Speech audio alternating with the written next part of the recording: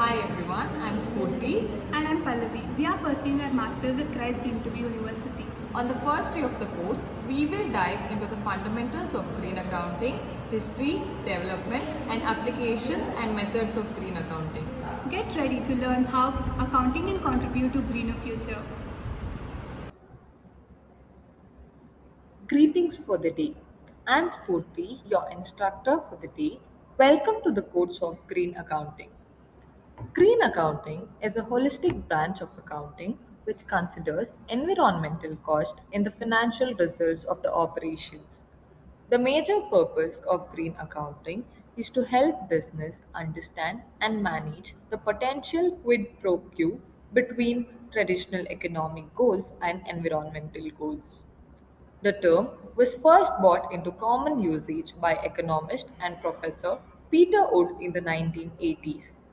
India's former Environment Minister, Mr. Jairam Ramesh, first time stressed the need and importance to bring green accounting into practice for the forefront accounting in India. Norway was the first country which adopted green accounting. Netherlands was header in the development and adoption of green accounting. Japan, USA, Chile, and Philippines are early green account adopted countries. Green accounting has become necessary for the corporations to formulate methods of green causes for present and future. This will also help in deciding pollution limits, permitted emissions, maximum permissible use of non-renewable resource and dependency on renewable resources. Green accounting helps promote a sustainable future for business as it brings green public procurement and green research and development into the big picture. Penalties for polluters and incentives such as tax breaks, polluting permits are also a crucial part in this type of accounting. This system uses the system of environmental economic accounting, which focuses on the depletion of scarce natural resource and measures the cost of environmental degradation and its prevention. Thus, the NDP is newly defined as the Green NDP or EDP. The green accounting formula is as follows. EDP is equal to net exports plus C plus NAP, where EDP is environmental domestic product, C is the final consumption, NA is the net accumulation of produced economic assets, NAN is net accumulation of non-produced economic assets, and net accumulation of non-produced natural assets. Objectives of green accounting. The green accounting sets a linkage between economic development and depletion of natural resource to identify that the part of gross domestic product that reflects the cost necessary to compensate for negative impacts of economic growth, that is the defensive expenditure. It also helps in the assessment of environmental cost and benefits. It assists to elaborate and measure the indicators of environmentally adjusted product and income. It's a great way to recognize the defensive expenditure, that part of the GDP which reflects necessary costs to compensate for the negative effects of economic growth. It also helps to elaborate and measure environmentally adjusted products. Scope of green accounting. The scope of green accounting is very wide, which includes corporate level, national level, and the international level. The scope of green accounting from internal perspective and external perspective. Internal perspective. From internal perspective, investments are made by the corporate to minimize the losses to the environment. Corporates make investment into the devices or the equipment which save the environment. External perspective, all type of losses that happen to the environment because of the business activities are secondary.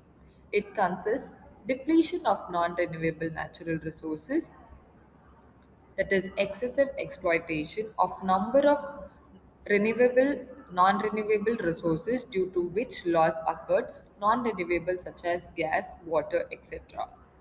Accounting of uses of land and reforestation is not easy because environment losses are to be calculated accurately in terms of money, destruction and degradation such as water pollution, air pollution, noise pollution, marine and river pollution, soil.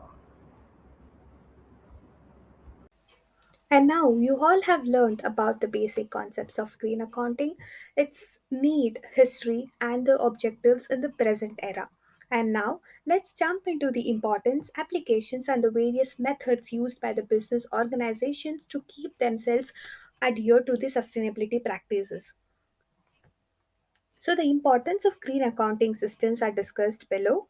So, the first point is identifies the negative impact of economic growth. So, green accounting recognizes the cost of use of natural resources. It identifies the part of gross domestic product that reflect the cost necessary to compensate for the negative impacts of green economic growth. The next provides a linkage. So, green accounting establishes a linkage between physical resource accounts and monetary environmental accounts. The third points include provide quantitative estimates. The main focus of green accounting is to place value on environmental resources that do not have a market price and incorporate these resources into national accounts and into economic growth measure. So provide user information. So green accounting helps to submit various types of user information on the financial position and performance of entities in the management of resources at their disposal. And the final point is act as an information base on planning. So, green accounting takes into consideration environmental resources and changes in them. It integrates the result with the national system of national accounts so as to provide a valuable information base for planning and formulating policies.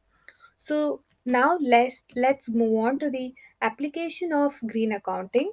So, green accounting is considered as a business activities that involves or considers all the basic inputs like economic, social, and environmental impacts.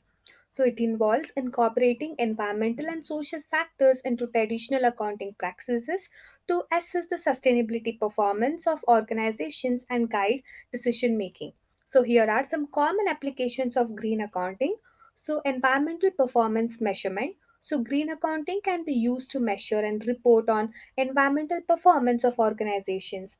So this may include tracking key performance indicators, that is KPIs, related to environmental factors such as energy consumption, greenhouse gas emissions, water usage, and water segregation. So by monitoring and reporting on these metrics, organizations can benchmark their performance, set targets for improvement, and demonstrate their commitment to sustainability to stakeholders. The next one, sustainability reporting. So, green accounting can prepare sustainability reports that disclose an organization's environmental, social, and governance, that is ESG, performance to stakeholders such as investors, customers, employees, and regulators. So, sustainability reports typically include qualitative and quantitative information on an organization's sustainability policies, goals, performance, and initiatives. Life cycle assessment.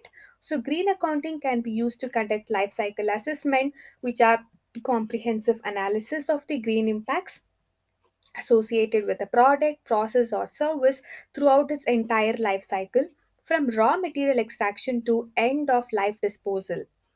The next one is environmental risk assessment. So, green accounting can assess and manage environmental risks such as regulatory compliance, reputational risks, and supply chains. By accounting for potential environmental liabilities and costs, organizations can proactively identify and mitigate risk, establish contingency plans, and ensure compliance with environmental regulations.